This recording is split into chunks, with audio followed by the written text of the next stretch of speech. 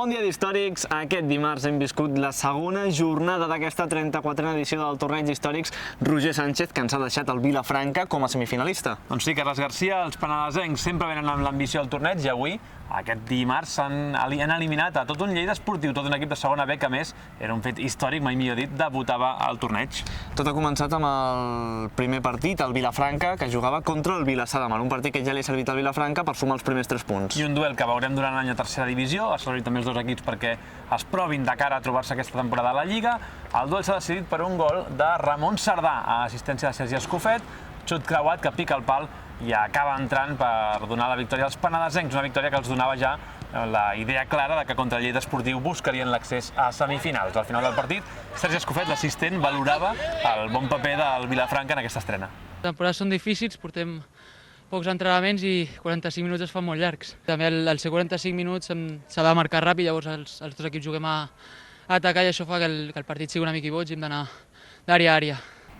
En aquest primer partit, el Vilassar de Mar ha deixat bones sensacions al llarg d'aquests 45 minuts. Li ha tocat jugar el segon partit, ho feia contra el Lleida, un equip de categoria superior. El Lleida competeix a segona B i té els objectius a priori molt elevats. I el Vilassar de Mar li ha plantat cara i Granero ha aconseguit rematar aquesta pilota per introduir-la al fons de la xarxa i fer que el Vilassar pogués sumar els 3 punts. Idèntic resultat que el primer partit, el Vilassar havia perdut per 1-0 contra el Vilafranca. En aquest cas, el Vilassar s'ha endut la victòria 0-1 contra el Lleida. Hem hagut de tornar a anar una altra vegada als penals, segona tanda de penals que perd el Vilassar i això l'eliminava completament. Però ha fet un gran esforç l'equip maresmenc i això s'ha notat en l'autor del gol, en Granero.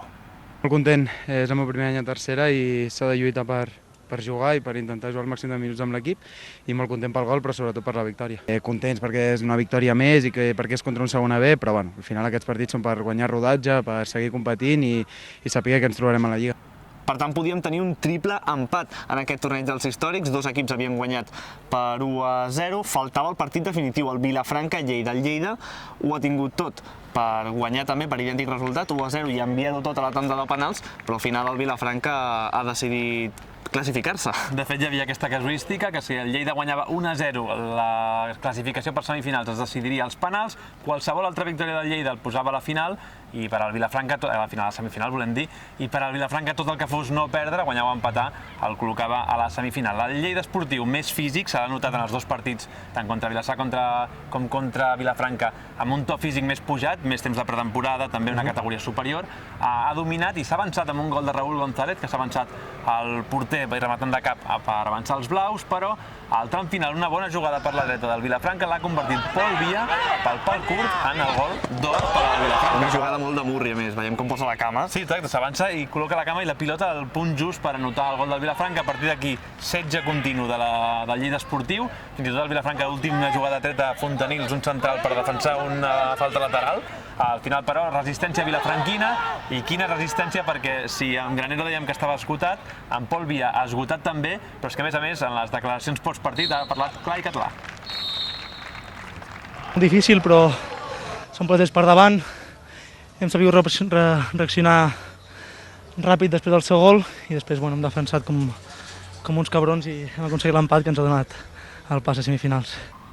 I amb aquesta classificació el Vilafranca, Roger, es trobarà amb el Badalona a les semifinals. Que són dos molt habituals de trobar-se els últims anys. De fet, serà el tercer cop en els últims 4 anys en què es troben a 90 minuts, sigui en semifinals, com va ser el 2017, en què el Badalona va superar ronda i va arribar a la final, o sigui a la final 2016, l'únic títol del Vilafranca va ser contra els badalonins a la tanda de penal. El Vilafranca fa pocs anys que ve al torneig, però sempre dona bon resultat.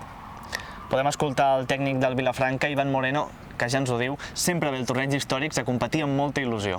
Veníem amb il·lusió com venim cada any. Quan m'han convidat des de la primera vegada que jo vaig tenir l'oportunitat de venir, ho veiem com una oportunitat de venir aquí i preparar la pretemporada per anar creixent com a equip, i en aquest sentit marxo satisfet. Tracta de veure els encerts que podem anar fent i les errades que tenim per anar corregint, i com que forma part de tota aquesta etapa, marxem satisfets de saber que ens hem enfrontat contra un equip d'una categoria superior i tot i així no hem patit gaire.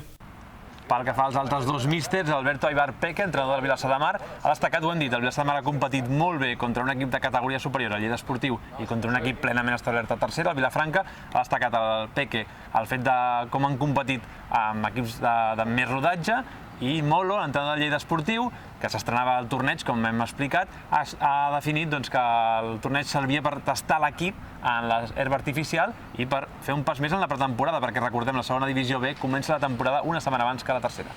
He visto el equipo que está en proceso de crecimiento. Hay cosas muy buenas, hay cosas muy malas.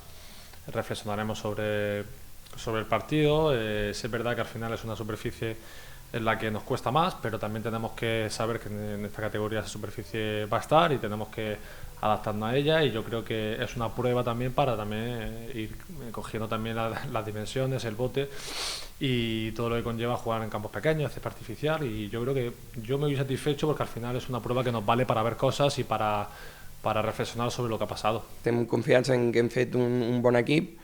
Intentarem lluitar per ser un equip difícil de batir en tots els partits.